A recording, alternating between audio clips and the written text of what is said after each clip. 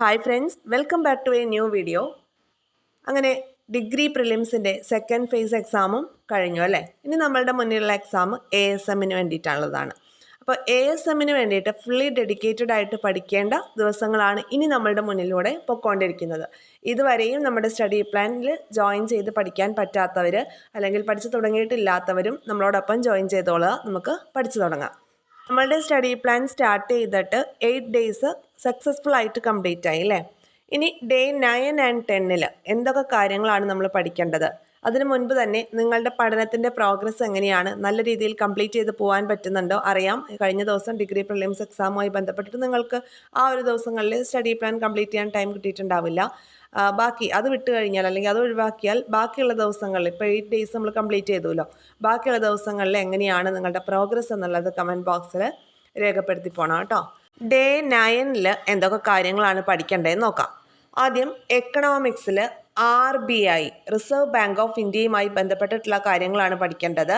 Reserve bank of India എന്ന് പറയുമ്പോൾ അതിൽ RBI എപ്പോൾ രൂപം കൊണ്ടു, അല്ലെങ്കിൽ അതിൻ്റെ കമ്മീഷൻ ഏതാണ്, പിന്നെ അതിൻ്റെ ചിഹ്നത്തിൽ കാണുന്ന എന്താണ്, പിന്നെ അതിൻ്റെ RBIയുടെ റെസ്പോൺസിബിലിറ്റീസ് എന്തൊക്കെയാണെന്നുള്ളത് മാത്രം പഠിച്ചാൽ പോരാ. RBIയുമായി ബന്ധപ്പെട്ട് പഠിക്കുമ്പോൾ നമ്മൾ repo rate, reserve repo rate, cash liquidity ratio, അങ്ങനെയുള്ള കാര്യങ്ങളെല്ലാം ഓറിയൻറ്റഡ് ആയിട്ടുള്ള സ്റ്റഡി തന്നെ വേണം നടത്താൻ വേണ്ടിയിട്ട്. അപ്പോൾ ഇതുമായി ബന്ധപ്പെട്ട് ഒരു ഡീറ്റെയിൽഡ് വീഡിയോ നമ്മൾ ചെയ്തിട്ടുണ്ട്. അതിൻ്റെ ലിങ്ക് ഡിസ്ക്രിപ്ഷൻ ബോക്സിലുണ്ടായിരിക്കും. അപ്പോൾ അത് നിങ്ങൾക്ക് കണ്ട് ഈ കാര്യങ്ങൾ പെട്ടെന്ന് പഠിച്ചെടുക്കാവുന്ന രീതിയിലാണ് ക്ലാസ് ചെയ്തിട്ടുള്ളത്. ഇനി മറ്റൊരു ടോപ്പിക്ക് എക്കണോമിക്സിൽ നവസാമ്പത്തിക പരിഷ്കാരങ്ങളാണ്. Liberalisation, privatisation, globalisation. നമ്മളുടെ ഈ ഒരു സെയിം സിലബസ് ഫോളോ ചെയ്ത് വന്നിട്ടുള്ള എക്സാമുകളാണ് ലാബ് അസിസ്റ്റൻറ്റും അതുപോലെ സെക്രട്ടേറിയറ്റ് OA എക്സാമും. ഈ 2 എക്സാമുകൾക്കും ചോദിച്ചിട്ടുണ്ട് ഈ ഭാഗത്ത് നിന്ന് ചോദ്യങ്ങൾ. അപ്പോൾ തീർച്ചയായിട്ടും ഈ ഒരു ഭാഗം ഇമ്പോർട്ടൻസ് കൊടുത്ത് തന്നെ പഠിക്കുക. നവസാമ്പത്തിക പരിഷ്കാരങ്ങൾ, ഇതുമായി ബന്ധപ്പെട്ടിട്ട് നമ്മളൊരു വീഡിയോ ചെയ്തിട്ടുണ്ട്. അതിൻ്റെ ലിങ്കും ഡിസ്ക്രിപ്ഷൻ ബോക്സിലും ഫസ്റ്റ് കമൻ്റ് ആയിട്ടും കാണുവേ. RBIയുടെ കാര്യം പറഞ്ഞതുപോലെ മറ്റ് ധനകാര്യ സ്ഥാപനങ്ങളെ കുറിച്ച് കൂടി നമ്മൾ പഠിക്കേണ്ടതുണ്ട്. അപ്പോൾ മറ്റ് ധനകാര്യ സ്ഥാപനങ്ങളും കൂടിയുള്ള ആ ഒരു ടോപ്പിക്കും കൂടി നിങ്ങൾ നാളേക്ക് ഡേ 9 പഠിക്കേണ്ടതാണ് കേട്ടോ. അപ്പോൾ ഏതൊക്കെയാണ് എക്കണോമിക്സിൽ നവസാമ്പത്തിക പരിഷ്കാരങ്ങൾ, ധനകാര്യ സ്ഥാപനങ്ങൾ, RBI കുറച്ച് ഡീറ്റെയിൽ ആയിട്ട് പഠിക്കണം. ഇനി SCERT ലെസൺ പഠിക്കേണ്ടത് 9th സ്റ്റാൻഡേർഡിലെ 9th ലെസണാണ്. എക്കണോമിക്സുമായി ബന്ധപ്പെട്ടിട്ട് സമ്പദ് വ്യവസ്ഥയും സാമ്പത്തിക നയങ്ങളും എന്ന ചാപ്റ്ററാണ് പഠിക്കേണ്ടത്. ഇമ്പോർട്ടൻ്റ് ആയിട്ടുള്ള ചാപ്റ്ററാണ് കേട്ടോ. അപ്പോൾ അത് പഠിക്കുക. പിന്നെ ഇംഗ്ലീഷിലെ ക്വസ്റ്റ്യൻ ടാഗ് പഠിക്കാൻ വേണ്ടിയിട്ട് PYQ ഓറിയൻറ്റഡ് ആയിട്ട് പഠിക്കുക. ഇംഗ്ലീഷിൻ്റെ ഫസ്റ്റ് ബെൽ ഇംഗ്ലീഷ് എന്ന് പറഞ്ഞിട്ട് ഒരു ടെലഗ്രാം ചാനലുണ്ട്. അതിൽ തന്നെ അവർ ഒരുപാട് PYQs പ്രൊവൈഡ് ചെയ്യുന്നുണ്ട്. ടോപ്പിക് ഓറിയൻറ്റഡ് ആയിട്ടുള്ള PYQs എല്ലാം അതിൽ അവൈലബിൾ ആണ്. നമുക്ക് നല്ല യൂസ്ഫുൾ ആണ് അത് പഠിക്കാൻ വേണ്ടിയിട്ട്. അപ്പോൾ നിങ്ങൾക്ക് ആ ഒരു ചാനൽ യൂസ് ചെയ്തിട്ട് English question tag PYQ oriented ആയിട്ടുള്ള സ്റ്റഡി ചെയ്യാം. പിന്നെ വരുന്നത് കറണ്ട് അഫെയേഴ്സ് നമ്മൾ കഴിഞ്ഞ എക്സാമുകൾക്കൊക്കെ ഏപ്രിൽ 2025 വരെയുള്ള കാര്യങ്ങളാണ് പഠിച്ചിട്ടുണ്ടായിരുന്നത്. നമ്മളുടെ എക്സാം നടക്കുന്നത് ജൂലൈയിലാണ്. അപ്പോൾ അതുകൊണ്ട് തന്നെ മെയ് 2025 കറണ്ട് അഫെയേഴ്സ്, എക്സാമിന് 2 മാസം മുൻപ് വരെയുള്ള കറണ്ട് അഫെയേഴ്സ് നോക്കി പോകണമെന്നാണ് സാധാരണ പറയാറ്. അപ്പോൾ മെയ് 2025 കറണ്ട് അഫെയേഴ്സ് നിങ്ങൾ പഠിക്കുക. അത് PSC ബുള്ളറ്റിൻ ഓറിയൻറ്റഡ് ആയിട്ടുള്ള സ്റ്റഡി നടത്തുക. അതിൽ കൂടാതെ അല്ലെങ്കിൽ PSC ബുള്ളറ്റിനിൽ ഇൻക്ലൂഡ് അല്ലാത്ത ഇമ്പോർട്ടൻ്റ് ആയിട്ടുള്ള പോയിന്റ്സ് കൂടി പഠിച്ച് പോവുക. അതോടൊപ്പം ജാനുവരി 2025, ഫെബ്രുവരി 2025 കാര്യങ്ങൾ റിവൈസ് ചെയ്യണം. ഓക്കെ, ഇതൊക്കെ ഒരുപാട് തവണ നമ്മൾ റിവൈസ് ചെയ്തിട്ടുള്ളതാണ്. എങ്കിലും ഒന്നുകൂടി അത് റിവിഷൻ എത്രത്തോളം കൊടുക്കാൻ പറ്റുമോ അത്രയും നമ്മൾ കൊടുത്തുകൊണ്ടേയിരിക്കണം. ജാനുവരി 2025 ഫെബ്രുവരി 2025 കറണ്ട് അഫെയേഴ്സ് നിങ്ങൾ റിവൈസ് ചെയ്യാം. അപ്പോൾ ഇത്രയും കാര്യങ്ങൾ ക്ലിയർ ആണല്ലോ. ഇനി റിവിഷന് കൂടി കുറച്ച് കാര്യങ്ങൾ തരുന്നുണ്ട്. ഡേ 1 നമ്മൾ പഠിച്ച ഭരണഘടന ഉണ്ടല്ലോ, എന്തൊക്കെ കാര്യങ്ങളാണ് നിങ്ങൾക്ക് ഓർമ്മയുണ്ടോ? അതായത് നിങ്ങൾ നോട്ട് ചെയ്ത് വെക്കണം. ഓരോ ദിവസവും നമ്മൾ പഠിക്കുന്ന കാര്യങ്ങൾ നിങ്ങൾ ഒരു ഡയറിയിലോ ചെറിയ നോട്ട്ബുക്കിലോ എഴുതി പോകണം. അപ്പോൾ അതുകൊണ്ടാണ് ഞാൻ ഓൾറെഡി പറഞ്ഞത് നിങ്ങൾ നോട്ട് ചെയ്യണം എന്നുള്ളത്. ഇപ്പോൾ ഞാൻ പറഞ്ഞത് എന്താ, ഡേ 1 നമ്മൾ പഠിച്ചിട്ടുള്ള ഭരണഘടനയിലെ കാര്യങ്ങൾ. അപ്പോൾ ബുക്ക് എടുത്ത് വെച്ച് മറിച്ച് നോക്കാം, നമുക്ക് എഴുതി വെച്ചിട്ടുണ്ടെങ്കിൽ എന്തൊക്കെയായിരുന്നു നമ്മൾ പഠിച്ചത്. ഭരണഘടനയിൽ ഭരണഘടനാ നിർമ്മാണ സമിതി, അതുപോലെ ആമുഖം, ഈ 2 ടോപ്പിക്കാണ് ഭരണഘടനയുമായി ബന്ധപ്പെട്ട് ഡേ 1 പഠിച്ചത്. ആ 2 ടോപ്പിക്സ് നമ്മളിവിടെ റിവൈസ് ചെയ്യുകയാണ്. ഡേ 1 ഭരണഘടനയുമായി ബന്ധപ്പെട്ട് പഠിച്ച ഭരണഘടനാ നിർമ്മാണ സമിതി, ആമുഖം എന്നീ 2 ടോപ്പിക്ക് ഇവിടെ റിവൈസ് ചെയ്തെടുക്കണം. ഓക്കെ, പറഞ്ഞത് അത്രയും ക്ലിയർ ആയി എന്ന് വിശ്വസിക്കുന്നു. ഇത്രയും കാര്യങ്ങളാണ് ഡേ 9 നമ്മൾ പഠിക്കേണ്ടത്. അപ്പോൾ ഡേ 9 RBIയുമായി ബന്ധപ്പെട്ടിട്ടുള്ള വീഡിയോ, അതുപോലെ LPG നവസാമ്പത്തിക പരിഷ്കാരങ്ങളുമായി ബന്ധപ്പെട്ട 2 വീഡിയോസ് നമ്മളുടെ ഡിസ്ക്രിപ്ഷൻ ബോക്സിലും ഫസ്റ്റ് കമൻ്റ് ആയിട്ടും കിടപ്പുണ്ടായിരിക്കും കേട്ടോ. ഇനി ഡേ 10 എന്തൊക്കെ പഠിക്കണം എന്ന് നോക്കിയാലോ. ഡേ 10 എക്കണോമിക്സുമായി ബന്ധപ്പെട്ടിട്ട് കാർഷിക വിളകൾ അതുപോലെ ധാതുക്കൾ. അപ്പോൾ ഈ കാർഷിക വിളകൾ അല്ലെങ്കിൽ കൃഷി എന്ന് പറയുന്ന ടോപ്പിക്ക് നമുക്ക് എക്കണോമിക്സിലും ജോഗ്രഫിയിലും ഇങ്ങനെ പരന്ന് കിടക്കുന്ന ഒരു ടോപ്പിക്കാണ്. അപ്പോൾ അതുകൊണ്ട് ഇക്കണോമിക്സിലും ജോഗ്രഫിയിലും വരുന്ന, ഇന്ത്യൻ ജോഗ്രഫിയിലും കേരള ജോഗ്രഫിയിലും ഉണ്ട് വരുന്ന കൃഷിയുമായി ബന്ധപ്പെട്ട് വരുന്ന എല്ലാ കാര്യങ്ങളും നമ്മൾ ഇന്നത്തെ ആ ഒരു ടോപ്പിക്കിൽ അങ്ങ് ഇൻക്ലൂഡ് ചെയ്യുകയാണ്. ഏതൊക്കെ പഠിക്കണം? അപ്പോൾ എക്കണോമിക്സിൽ തന്നെ നമുക്ക് കാർഷിക വിളകളെന്നും ധാതുക്കളെന്നും ഒക്കെ പറഞ്ഞു തന്നിട്ടുണ്ട്. അതുപോലെ ജോഗ്രഫിയിലേക്ക് വന്നാൽ കേരള ജോഗ്രഫിയിൽ കൃഷിയും ഗവേഷണ സ്ഥാപനങ്ങളും എന്ന് പറഞ്ഞ ടോപ്പിക്കുണ്ട്. ഇന്ത്യൻ ജോഗ്രഫിയിലേക്ക് വരികയാണെങ്കിൽ കൃഷി, ധാതു അധിഷ്ഠിത വ്യവസായം അല്ലെ ധാതു വ്യവസായം എന്ന് പറഞ്ഞിട്ടും തന്നിട്ടുണ്ട്.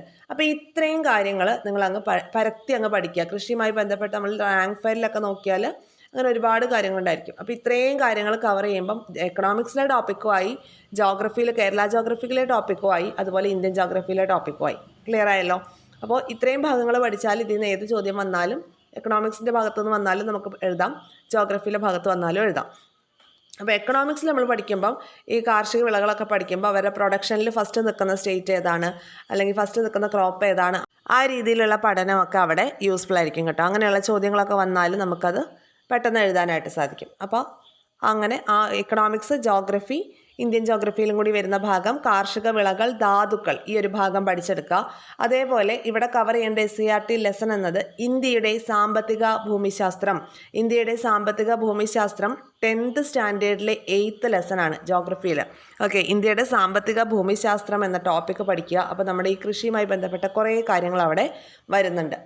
പിന്നെ നിങ്ങൾ ചെയ്യേണ്ടത് റിവിഷനാണ്.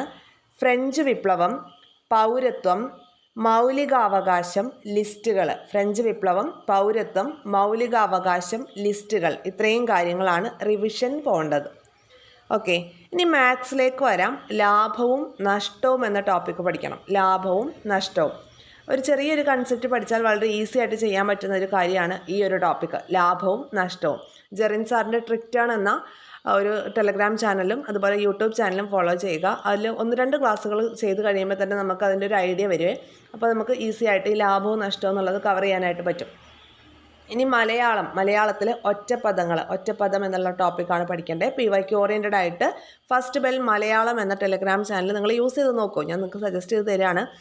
ഞാൻ യൂസ് ചെയ്യുന്നത് നിങ്ങൾക്ക് സജസ്റ്റ് ചെയ്ത് തന്നു മാത്രം. നിങ്ങൾക്ക് ഇഷ്ടമുള്ള സോഴ്സ് യൂസ് ചെയ്തിട്ട് പഠിക്കാം കേട്ടോ.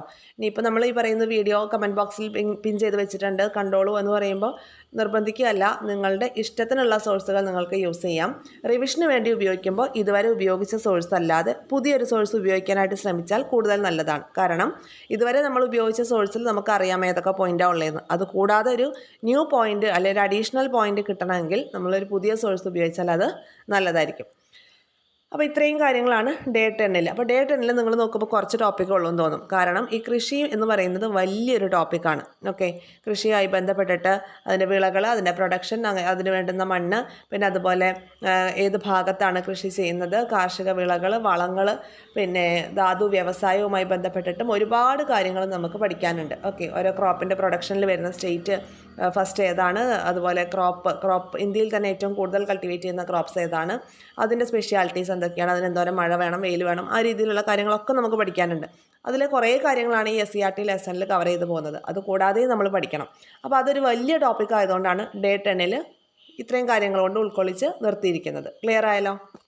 ഇത്രയും കാര്യങ്ങളാണ് ഡേ 9ലും 10ലുമായിട്ട് നിങ്ങൾ കംപ്ലീറ്റ് ചെയ്ത് പോകേണ്ടത്. കൂടുതൽ സമയം കണ്ടെത്തി ടോപ്പിക്ക് കംപ്ലീറ്റ് ചെയ്യാനായിട്ട് തന്നെ ശ്രമിക്കണം. കാരണം മറ്റൊരു സമയം നമുക്ക് ഇതിന് വേണ്ടിയിട്ടില്ല. ആകെ ഇനി റിമൈനിങ് ഒരു 30 അറൗണ്ട് ഡേയ്സ് ആണ് നമ്മുടെ മുന്നിലുള്ളത് അല്ലേ. അപ്പോൾ ആ ഒരു ദിവസം കൊണ്ട് ഇത്രയും പഠിച്ചു തീർക്കണമെങ്കിൽ ഇതിലും കുറച്ച് ടോപ്പിക്സ് തന്നാൽ ഒരിക്കലും സാധിക്കില്ല. ഇങ്ങനെ തന്നെ ടോപ്പിക്ക് പോയാൽ ഹോട്ട് ടോപ്പിക്സും നമ്മുടെ non-GK ആയിട്ടുള്ള English, Malayalam, maths, current affairs, ഇത്രയും ഭാഗം മാത്രമേ നമുക്ക് കംപ്ലീറ്റ് ചെയ്യാനായിട്ട് സാധിക്കുകയുള്ളൂ. ഓക്കെ, അപ്പോൾ ഈ രീതിയിൽ തന്നെ തുടർന്ന് പോയാൽ മാത്രമേ ഇതൊക്കെ സാധിക്കുള്ളൂ എന്ന് തിരിച്ചറിവുണ്ടാവണം. ടോപ്പിക്ക് മാക്സിമം ടൈം കണ്ടെത്തി കംപ്ലീറ്റ് ചെയ്ത് പോകാനായിട്ട് പ്രത്യേകം ശ്രദ്ധിക്കണം. അതുപോലെ നിങ്ങളുടെ ASMന് വേണ്ടി പ്രിപ്പയർ ചെയ്യുന്ന നിങ്ങളുടെ ഫ്രണ്ട് സർക്കിളിലേക്ക് കൂടി നമ്മുടെ ചാനലൊന്ന് എത്തിക്കാൻ വേണ്ടിയിട്ട് ശ്രദ്ധിക്കണം. ചാനൽ സബ്സ്ക്രൈബ് ചെയ്ത് കാണാത്തവർ സബ്സ്ക്രൈബ് ചെയ്തിട്ട് കാണുക. അതുപോലെ ലൈക്സും കമൻസും എല്ലാം പ്രതീക്ഷിക്കുന്നു. താങ്ക്